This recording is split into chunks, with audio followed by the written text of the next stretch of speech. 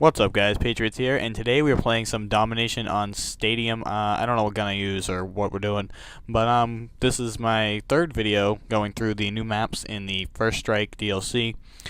First two videos were on Berlin Wall and on Ascension, the zombie map. There's a playlist in the description that you can go if you missed those videos. The videos are all in a playlist entitled First Strike DLC.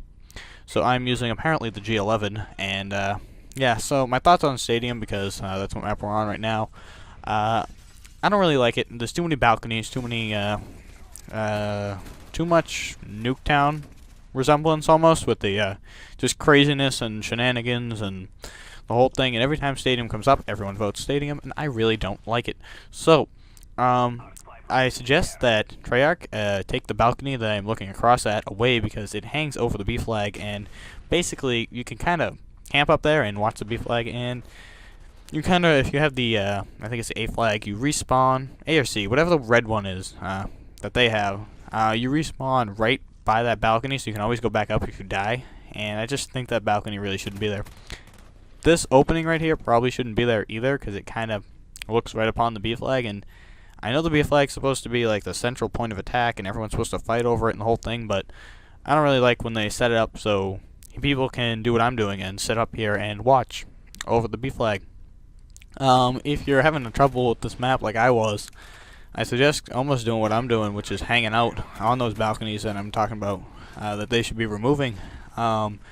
Because basically, this map, a lot of people are running around, a lot of grenades, a lot of explosions, a lot of hecticness, and the best way to avoid dying 1,000 times in the hecticness is to not run around and to kind of camp.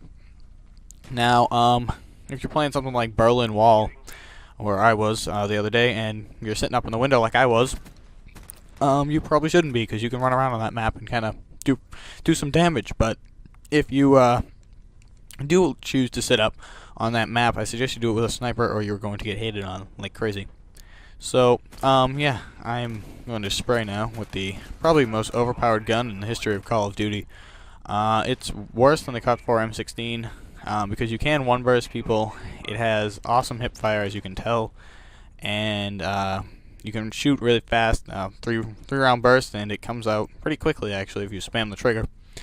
I think that this gun shouldn't be toned down, because you don't see many people using it, but it definitely is overpowered, that's for sure, because it being classified doesn't really make it difficult to get, because you have so many points when you get to level you unlock it at. You have this like, just abundance of points that you can spend it on, because I think you get this at 43, I think is when you can get it. So whenever you get the Commando, you can go through, buy all the other guns, and buy this one, because I never buy the M14 or the FAL, and I always buy the Commando just because I don't even use it, but I just buy it.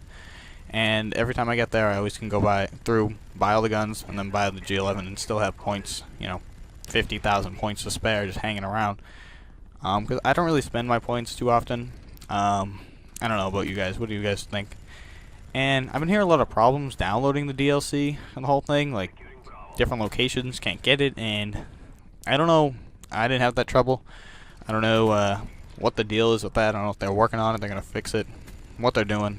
But if you guys are still having trouble downloading it, maybe look for getting codes or something.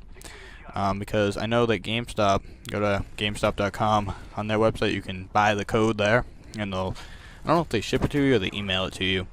Amazon also is starting a new thing where they'll email you codes, like 69 Microsoft points. I don't know if they have the DLC on their website, but you can always go check. My thoughts on the maps, I don't want to talk about the other maps, because I want to kind of talk about them when I get there. But what I can say is that I don't have a Discovery gameplay yet. And I don't usually get to play that map. It's not really voted a lot, and when I do play it, I do really bad, and it kind of forces me to hate the map, when I don't think it's the map's fault. Like, I think it's a okay design for a map. I don't understand the ice bridge that goes under the map. I don't exactly like the way they did the B flag, because there's nothing, even though you can hide behind those boxes, you can still be shot from up in some of the windows. They can still see you, and I don't like that. And if you notice on the B flag there, on one side of the bridge is like a little, I don't know, it's a little spot people stand and they look across. They're facing the part with the cave. I forget what flag that is, but it has the cave, and they're facing that way. And it's kind of hard sometimes to see them behind whatever that, I forget, I don't even know what it is, but behind whatever they are, behind, that makes perfect sense, doesn't it, Sean? Whatever it is, and I think that should have not been placed there because it promotes, again, camping the B flag, which really isn't all that good for a map because it just kind of makes it slow and the whole thing. You guys know what happens. Because I did a live comm with the zombies, I kind of want to talk about the zombies for a little bit here while we get towards the end of this video. I know we got about 5 minutes left or whatever, but for the zombies, do I like the map?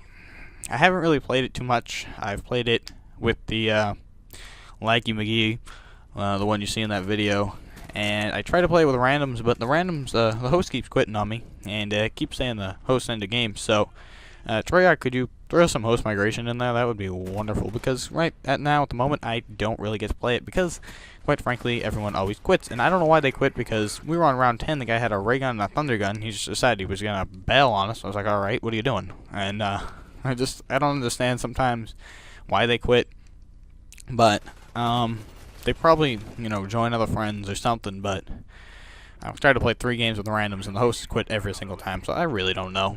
But from what I've played of the map, it's a pretty cool map. For those of you who don't know or think I'm retarded, when I made that video yesterday, it was right after the maps came out. Didn't look on the internet to see what the whole deal with the Pack-a-Punch was. I just assumed we'd find it like normal. But no.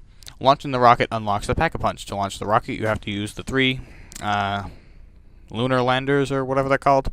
You have to activate those 3, fly in them, yeah. The whole thing, the Pack-a-Punch door opens, the rocket goes off, you have to go back up to the power, hit the rocket switch, everyone goes away. If you want a video that kind of explains it, shows it, the whole thing, I might do one later, but for the moment, since I don't have one, go to Next Gen Tactics, and they have a video that explains in depth how to do the whole thing. They show you everything, they run through, whole deal. But at the moment, I'm enjoying the DLC. If you play Call of Duty a lot, like, you know, a couple hours every day, or every time you get a chance, you play a couple hours. Like if you're, you know, if you come on and you're like, Call of Duty, you play a half hour, you go play something else every day. Or if you go on, you don't play Call of Duty, I don't suggest getting the maps because $15 price point is still too steep for me. 1,200 Microsoft points is a little ridiculous, I think, for a map pack. I know because I play a lot, I can justify it because I'm going to definitely get my money's worth. But if you're not, you know, a diehard Call of Duty fan, I wouldn't get it. But if you find yourself playing, you know, 2 hours every time you get a chance, every time you come on, you basically play a Black Ops. If that's what you do, then yes, they're definitely worth the money. Because, you know, compared to past map packs, this is definitely up there, one of the best, if not the best. Because the zombie map's great, as usual from Treyarch. They don't really screw that up too often. I don't think they have screwed it up really. I mean, there's been favorites and, you know, dislike zombie maps, but they're all cool in their own special way. I think the Modern Warfare 2 DLC was kind of a rip-off, 2 old maps, and then, you know, 3 pretty bad maps. These, you know, people are saying they're bad, more people are saying they really like them.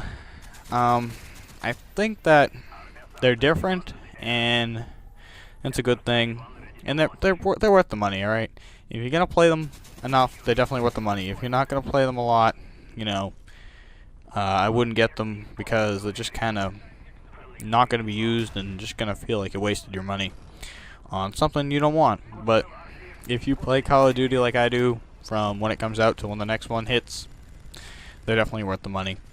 So yeah, I'm gonna chopper gunner now. This game's gonna wrap up in a couple minutes. If you guys would like to tell me what to do next, I think I'm doing Kowloon because that's what I have a game for, and I'll wrap it up with Discovery. But let me know your guys' thoughts on the maps. Any future videos you want me to do on the maps, you know, give me an idea. Because right now I'm just doing a gameplay on each one of them. You want me to run through it in a private match or whatever, show all the tricks or whatever I figured out. on Kowloon, I'm going to show you, I don't know if I do it in that game, but if you spawn on the lower part of the map, I don't know what you want to call it, but I think it's maybe the C flag, I don't know. But if you run up towards B, just chuck a nade at B every time, no matter what direction you're coming from really, but definitely coming from what I consider the lower part of the map, or the higher part. It's maybe the higher part because you run up to the top to get there, and then you go back down. I don't know, there's no way to describe it. I think it's C, I think it's C, I don't know. But definitely throw a nade up because it's a very effective way to wipe out at least one guy who's hopping on the B flag early. So I'm going to leave with this, finish 60-9. Hope you guys enjoy the video, and I'll see you later.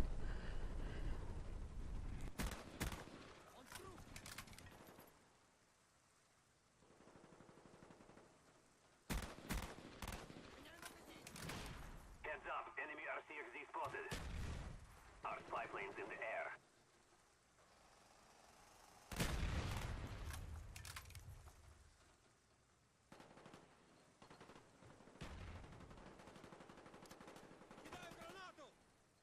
Losing Charlie. Friendly Huey inbound.